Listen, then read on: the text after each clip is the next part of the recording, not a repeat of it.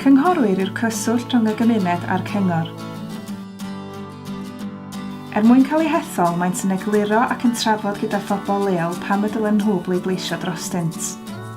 Maent yn cynrychioli 71 o gymunedau, o Aberdaron i Aberdyfi ac o Abermaw i Fangor. Mae bod yn gynghorydd yn swydd bwysig.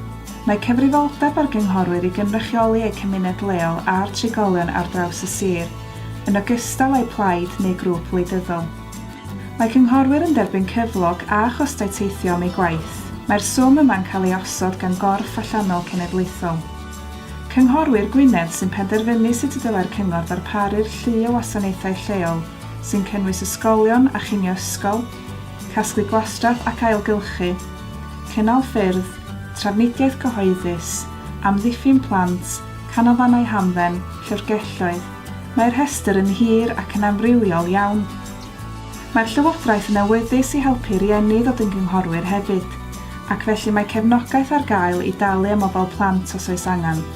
Yn ogystal â phenderfynu sut y dylai gwasanaethau gael i'r rhedag, mae cynghorwyr hefyd yn gyfrifol am sicrhau gwerth am arian ar gyfer y pwrs cyhoeddus mewn cyfnod lle mae'r arian sydd ar gael yn lleihau. Da ni'n egluro polisia a safbwynt y cyngor i'n etholwyr a mewn cyfarfodydd yn y gymuned i drio egluro rhesymau tu ôl i rai penderfyniadau'r cyngor. Da ni'n darllen adroddiadau pwyllgor am mynd i cyfarfodydd mwyn trin a thrafod materion sy'n dal yn sylw cyn cytuno ar y ffordd ymlaen.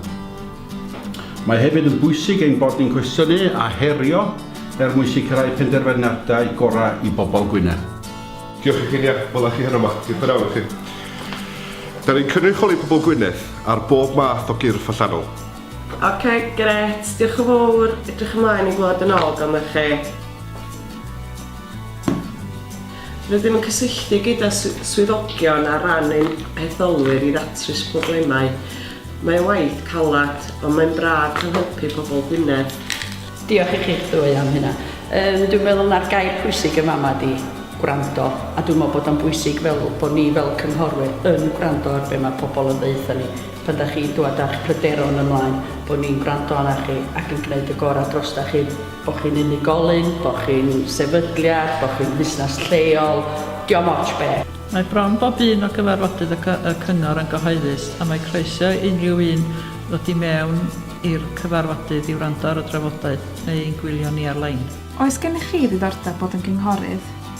Am fwy o wybodaeth am Gyngor Gwynedd a gwaith ein cynghorwyr, ewch i www.gwynedd.co.cymru/bod yn gynghorydd a chwblhewch ein holiadur sy'n edrych ar sut all Cyngor Gwynedd eich helpu i ystyried sefyll mewn etholiad lleol.